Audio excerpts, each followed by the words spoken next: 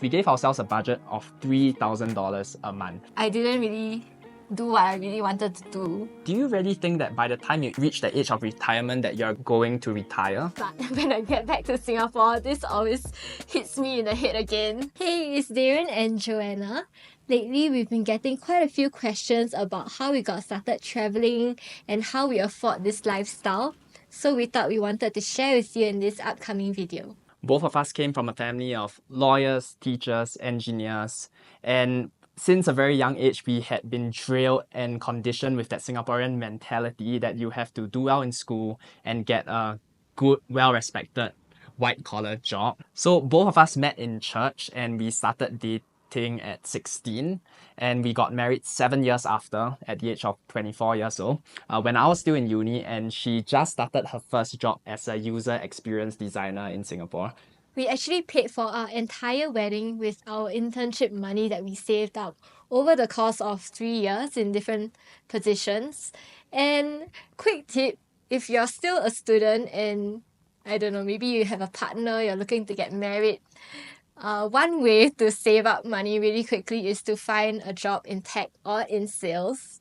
And that will really help to just kickstart your life. From my own experiences in life, there is really no fixed timeline on when you should get married, when you should get a job, when you should retire, have kids, buy a house. All of these traditional ideology that typically has an age stamped to it. If you're feeling that way, that's how we felt too. And it's easy to condition yourself into what society wants you to think, but sometimes your interests don't align with what society wants of you, and that's completely okay. In Singapore, everything is based on efficiency and productivity and standardization. Almost anyone that you find on the street would probably have the same ideals as you, aspirations as you, or maybe even similar backgrounds. There's just not a lot of cause or reason for diversity here. And understandably so, because it makes for generally happy citizens as a whole. But why we are making this video is to speak to those people that feel like us, that probably live a non-linear lifestyle or want to live a non-linear lifestyle, but you don't know how. And I want to caveat this, there is a way outside of the life that has been designed for you, but at the same time, there's also going to be sacrifices that you're going to have to make. You might not be earning as much money. You might not have the same social status that you're used to, right? Like going to family events and saying, hey, look guys, I'm working for this company and so on. It's nerve-wracking because you can't follow anybody's path. Yeah, like for me, I feel that I'm a more perceptive kind of person in the way that I don't really plan for things to happen. I just let it happen to me. I also like to stick to the status quo, whereby I don't really like change. I don't like uncertainty. That's one of my biggest struggles, coming out to do this on our own. But at the same time, you also experience a different set of freedom feeling. Yeah. So that's different trade-offs. When we first started out this journey, how much we saved to travel was we gave ourselves a budget of $3,000 a month. And we had enough runway for 5 years. So do the math yourself, that's how much we saved. And I think it depends on individual circumstances. For us, we only really have to care about each other. We don't have responsibilities to our parents. They don't expect us to give them any money. We don't have kids as well to take care of. And so sometimes I do get DMs asking me like, hey Darren, like, how do I travel the world like you? How much money do I need? And I don't know, because I don't know what responsibilities you have. I don't know what kind of familial expectations you have as well. I don't know what's your lifestyle like. For us, we live really lean, I would say, for your average Singaporeans, right? We don't shop every week. We basically, as long as we have a nice place to stay, a decent place to stay, which we always have like a $30 budget anyway, we're happy. When we chose to make that switch to this lifestyle, obviously we cannot keep affording to spend so much every single day. If not, you're going to run out money in like maybe 5 months instead of 5 years. So that's one sacrifice that we had to make. But I wouldn't really call it a sacrifice either, right? Because we still managed to find really, really good accommodations. Like the place that we are at here now is so nice. It's huge and it only costs us like 30 Singapore dollars. cheap. Yeah, so I think it's the way that we're slowly seeing the world, not in the eyes of like going on a vacation. This is our everyday life. When to leave your job? That's a big question. When you have enough of it. Some people think that it's a monetary goal. I need to have $300,000 in the bank each before we leave. Or I need to have $1 million in assets before I leave. But ask yourself this question: how long does it take you to get that amount of money? And how will your responsibilities change as well by the time you get that money? So I think the real question is, are you happy? If you're not happy with your current lifestyle, and the only reason why you're sticking with your current lifestyle is because you think that there are no other alternatives, then that's probably a wrong reason to continue doing what you're doing. There are three big questions in life, I believe. The first is who you marry, second is where you live, and the third is what you do. I've already done the first one. I've picked who I want to marry, same for her, but we haven't really had time to explore where we want to live, and so we need some time to do that. Just as how everybody needs some time to figure out what career path they want to pursue. And I think there's also seasons in life where you only get to do that one thing in that particular period. For me, I feel that I want to cherish my youth and make the full use of it. So even though I was in a really comfortable, stable job, I knew in the back of my mind that, okay, before I have kids or before I need to take care of my family in the future, this is really just the golden age for us to enjoy each other and to travel the world with as little responsibilities as ever. In our society, at least, people want to reach the age of retirement, and that might be 50, 60 years old.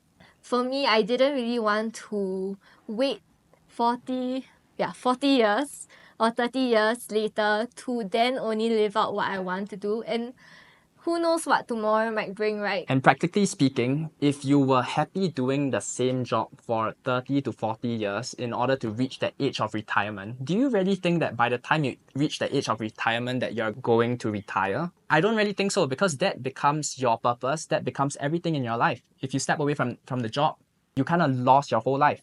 So I think that the motivation to leave should simply just be you don't even want any part of that old life anymore, and you are willing to venture out into a new one. Not saying that it will be easy, but I think it will be just easier the earlier you do it, so that you're less attached to your job as your identity. Okay, so that's for money. I think money is only one part of it.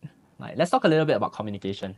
I think this is the most important part of making this decision, is to communicate with your partner, with your family. So just before we got married, the only thing I told Joe was like, I love you, I want to spend the rest of my life with you, but there's one very important thing that I need in my life, which is I need to travel. I need to see the world. For a lot of people that I come across, they don't get to live the life that they want because the people around them, whether it's their spouse, whether it's their family, those are the people that are holding them back. But if you really want something in life, I think it's also important to know what it is, to define that, and to not let anything kind of stand in the way. And I think if you're planning for your life as well, the best thing that you can do for yourself is to prepare the way for your future self to live the life that you want. A big part of, or maybe just a trend that I'm seeing, is sometimes when people get into their midlife, they suddenly realize that, oh, I didn't really do what I really wanted to do. So that's a huge part of why we are doing what we want to do now, and to communicate that with our partner so that there isn't any sort of resentment or regret. Sacrifices. A big one for me is probably knowing and accepting that I'm not in the same trajectory as everyone else already. I should stop comparing myself to like my peers, especially when you see online that, oh yeah, people are hitting milestones or getting promoted. You sort of get this illusion. But when you put yourself in a new environment, like let's say now we're in China, we were in Indonesia, somehow those things don't really get to you anymore, because you see different ways of living, different ideals that the locals have here. But when I get back to Singapore, this always hits me in the head again. The old 5 C's. Cash, car, credit card, condominium, country club. And those old 5 C's mean very little to In today's us. society. Yeah, in today's society, right? Like people our age, we don't really care about those things anymore.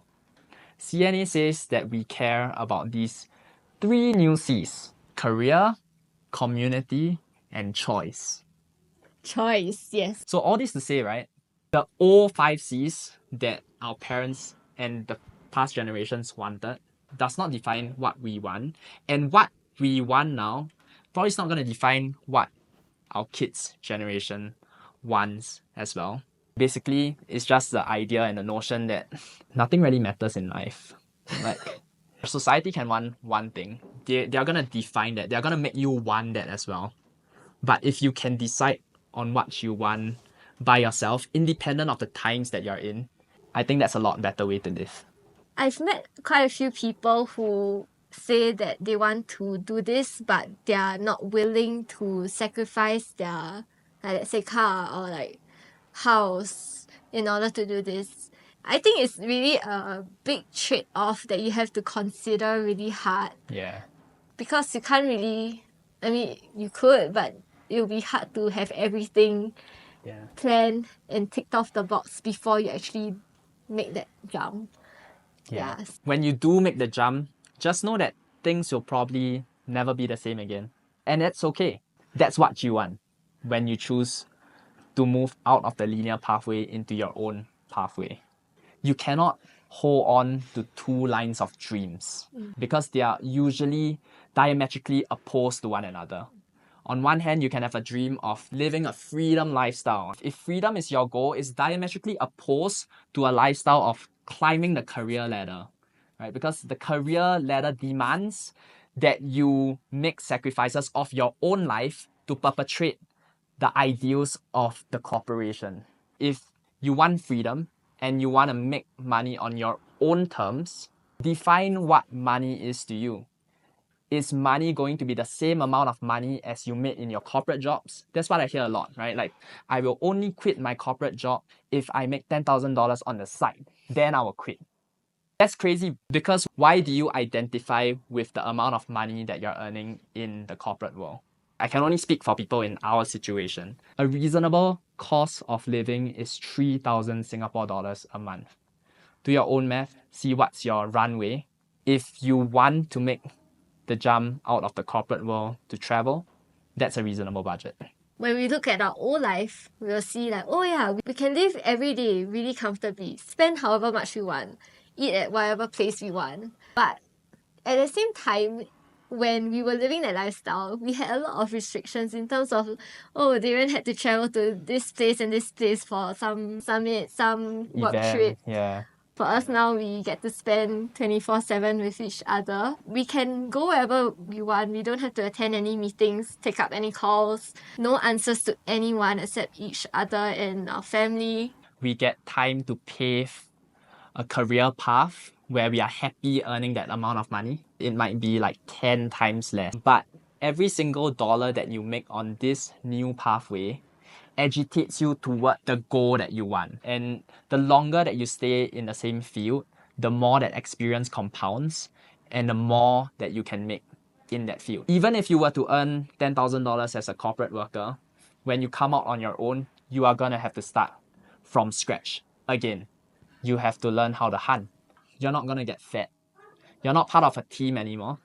I think an important thing is to also protect your mental well-being and your head space, because there could be a lot of naysayers, a lot of doubters when you're trying to do this on your own. They might not even be intentional, wanting to hurt you or say bad things about you, but somehow just the way that they are conditioned might affect you and your creativity and your drive to just make this work. Yeah, just to know that whatever decision you make today will probably change, but somehow everything will work out for you when you put your mind, soul and heart to it. If the door closes, then just let it be. There will be open doors for sure. Singapore promotes a very specific idea of success for a very specific type of person that I naturally am not, but somehow managed to find my way into. And if I were to think of the next generation, probably that's not what I want for them. I think that the world has a lot more opportunities than what we are taught to believe growing up in Singapore. And that is what I seek to prove with everything that I do in this life. So that is episode 1 of Living Life on Your Own Terms, how much we save to travel full time. I hope you enjoyed this and it was helpful for you. And yeah, see you in the next video.